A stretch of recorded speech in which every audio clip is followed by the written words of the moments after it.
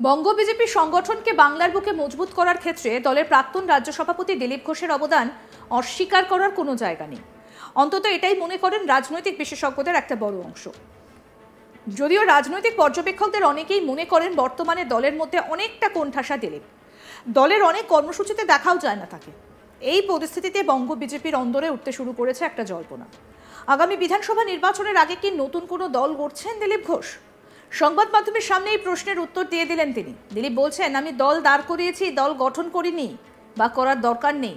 70 বছর ধরে লড়াই করে আমরা একটা দল দাঁড় করিয়েছি, সেই দলই এখানকার মানুষের স্বপ্ন পূরণ করবে, আলাদা দল করার দরকার নেই। আমরা ওই ধরনের রাজনীতি করি না। কি বলছেন দিলীপ ঘোষ, আসুন শোনাই। আমি দল দাঁড় করিয়েছি, দল গঠন করিনি বা করার দরকার নেই। 70 বছর ধরে লড়াই করে আমরা একটা দল দাঁড় করিয়েছি, সেই দলই এখানকার মানুষের স্বপ্ন পূরণ করবে, আলাদা দল করার দরকার নেই। আর আমরা ওই ধরনের রাজনীতি করি না।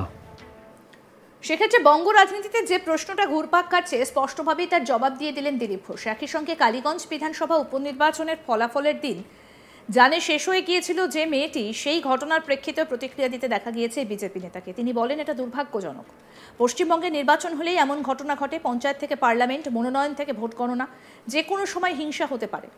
কি বলছেন বিজেপি নেতা দিলীপ ঘোষ, শুনবো সেটাও। নতুন কিছু না, পশ্চিমবাংলার উপনির্বাচন এইভাবেই হয়, কিন্তু ভোটের খুব বেশি ফারাক হয়নি। আমাদের ভোট কাছাকাছি আমরা ধরে রাখতে পেরেছি। এর বেশি কিছু তো খুব বেশি উপনির্বাচনে পশ্চিমবাংলায় আশা করা যায় না। জয়লাভের পরেই বোমাবাজিতে এক শিশু কন্যার মৃত্যু হয়, এটাই দুর্ভাগ্যজনক। পশ্চিমবাংলায় ইলেকশন হলেই প্রাণহানি হবে। সে পঞ্চায়েত থেকে পার্লামেন্ট, সব ইলেকশনে, নমিনেশন থেকে আরম্ভ করে ভোট গণনা, যে কোনো সময় হতে পারে, যে কোনো সময় হিংসা হতে পারে। এটা যেভাবে খুন করা হলো, এটা হচ্ছে পশ্চিমবাংলার এবং টিএমসির রাজনীতির একটা নমুনা। আরও দুঃখের বিষয়, মমতা ব্যানার্জি দুঃখ প্রকাশ করেছেন ঠিকই, কিন্তু তার খুব সিলেক্টিভ দুঃখ প্রকাশ। গোবিন্দ দাসের মতো বা তার ছেলে মারা গেলে তখন দুঃখ প্রকাশ করেন না উনি, কিন্তু মুসলিম মেয়ে মারা গেছে তার জন্য দুঃখ প্রকাশ করেছেন, কারণ তারা ওনার ভোটার। এই যে সিলেক্টিভ রাজনীতি ওনার, এটাই এখানে আবার প্রমাণ হয়ে গেছে। প্রসঙ্গত বলি, কালীগঞ্জ বিধানসভার উপনির্বাচনে জয়ী হয়েছে তৃণমূল, আর সেই জয়ের পর বিজেপির কড়া সমালোচনা করেছেন তৃণমূল নেতা কুণাল ঘোষ। তিনি বলেন, সুকান্ত মজুমদারের সভাপতি হিসেবে লজ্জা হওয়া উচিত। তৃণমূল বাড়ছে, বাকিদের কমছে। বিজেপি কমলো, ব্যর্থতা কার? বিজেপির এই নেতৃত্বের। কি বলেছেন কুণাল ঘোষ, এবার সেটা শুনবো।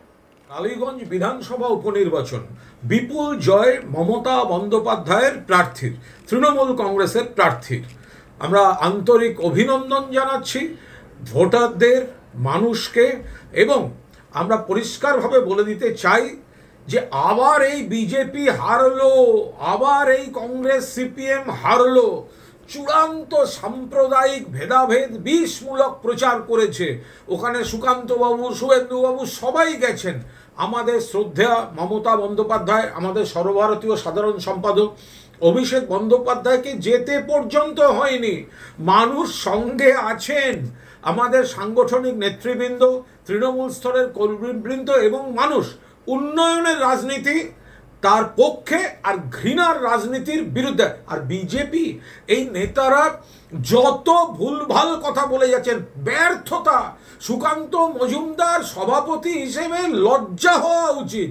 কমছে কমছে, সিপিএম এখনো শূন্য, কংগ্রেস শূন্য। তৃণমূলের বিরুদ্ধে এত অপপ্রচার, এত কুৎসা, এত চক্রান্তের পরেও বাংলার মানুষ প্রমাণ করে দিয়েছেন। কেন্দ্রের নির্বাচন কমিশন, কেন্দ্রীয় বাহিনী দিয়ে ভোট হলেও গত ভোটগুলোর সঙ্গে তুলনা করে দেখুন, তৃণমূল বাড়ছে আর বাকিদের কমছে। বিজেপি কমলো, ব্যর্থতা কার? বিজেপির এই নেতৃত্বের এবং বাংলার মানুষের সাফল্য যে তারা মমতা বন্দ্যোপাধ্যায়ের পাশেই আছেন। বঙ্গ বিজেপি সংগঠনকে বাংলায় বুকে মজবুত করার ক্ষেত্রে দলের প্রাক্তন রাজ্য সভাপতি দিলীপ ঘোষের অবস্থান অস্বীকার করার কোনো জায়গা নেই। অন্তত এটাই মনে করেন রাজনৈতিক বিশেষজ্ঞদের একটা বড় অংশ। যদিও রাজনৈতিক পর্যবেক্ষকদের অনেকেই মনে করেন বর্তমানে দলের মধ্যে অনেকটা কোণঠাসা দিলীপ, দলের অনেক কর্মসূচিতে তাকে দেখা যায় না। এই পরিস্থিতিতে বঙ্গ বিজেপির অন্দরে উঠতে শুরু করেছে একটা জল্পনা। আগামী বিধানসভা নির্বাচনের আগে কি নতুন কোনো দল গড়ছেন দিলীপ ঘোষ? সংবাদ মাধ্যমের সামনে এই প্রশ্নের উত্তর দিলেন তিনি। দিলীপ বলেন, আমি দল দাঁড় করিয়েছি বা দল গঠন করিনি বা করার দরকার নেই। 70 বছর ধরে লড়াই করে আমরা একটা দল দাঁড় করিয়েছি, সেই দলই এখানকার মানুষের স্বপ্ন পূরণ করবে। আলাদা দল করার দরকার নেই, আমরা ওই ধরনের রাজনীতি করি না। কি বলছেন দিলীপ ঘোষ, শুনবো। আমি দল দাঁড় করিয়েছি, দল গঠন করিনি বা করার দরকার নেই। 70 বছর ধরে লড়াই করে আমরা একটা দল দাঁড় করিয়েছি, সেই দলই এখানকার মানুষের স্বপ্ন পূরণ করবে। আলাদা দল করার দরকার নেই, আর আমরা ওই ধরনের রাজনীতি করি না। অন্যদিকে একই সঙ্গে কালীগঞ্জ বিধানসভার উপনির্বাচনের ফলাফলের দিন যে ঘটনা ঘটলো তার প্রেক্ষিতে কি বলছেন দিলীপ ঘোষ, সেটাও শুনবো। নতুন কিছু না, পশ্চিমবাংলার উপনির্বাচন এইভাবেই হয়, কিন্তু ভোটের খুব বেশি ফারাক হয়নি। আমাদের ভোট কাছাকাছি আমরা ধরে রাখতে পেরেছি, এর বেশি কিছু তো খুব বেশি উপনির্বাচনে পশ্চিমবাংলায় আশা করা যায় না। জয়লাভের পরেই বোমাবাজিতে এক শিশু কন্যার মৃত্যু হয়। এটাই দুর্ভাগ্যজনক। পশ্চিমবাংলায় ইলেকশন হলেই প্রাণহানি হবে। সে পঞ্চায়েত থেকে পার্লামেন্ট সব ইলেকশনে, নমিনেশন থেকে আরম্ভ করে ভোট গণনা যে কোনো সময় হতে পারে, যে কোনো সময় হিংসা হতে পারে। এটা যেভাবে খুন করা হলো, এটা হচ্ছে পশ্চিমবাংলার এবং টিএমসির রাজনীতির একটা নমুনা। আরও দুঃখের বিষয়, মমতা ব্যানার্জি দুঃখ প্রকাশ করেছেন ঠিকই, কিন্তু তার খুব সিলেক্টিভ দুঃখ প্রকাশ।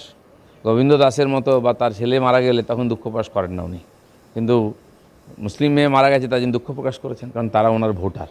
এই যে সিলেক্টিভ রাজনীতি ওনার, এটাই এখানে আবার প্রমাণ হয়ে গেছে। আর কালীগঞ্জে জয়ের পর বিজেপির কড়া সমালোচনা করেছেন তৃণমূল নেতা কুণাল ঘোষ।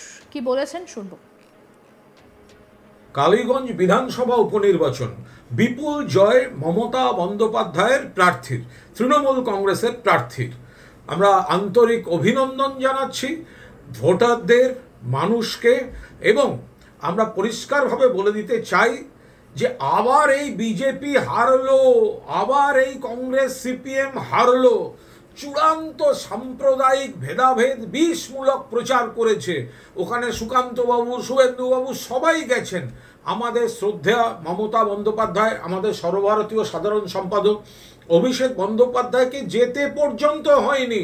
মানুষ সঙ্গে আছেন, আমাদের সাংগঠনিক নেতৃবৃন্দ, তৃণমূল স্তরের কর্মীবৃন্দ এবং মানুষ।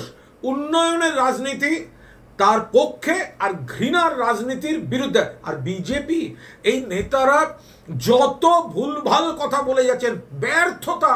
সুকান্ত মজুমদার সভাপতি হিসেবে লজ্জা হওয়া উচিত। কমছে কমছে, সিপিএম এখনো শূন্য, কংগ্রেস শূন্য। তৃণমূলের বিরুদ্ধে এত অপপ্রচার, এত কুৎসা, এত চক্রান্তের পরেও বাংলার মানুষ প্রমাণ করে দিয়েছেন।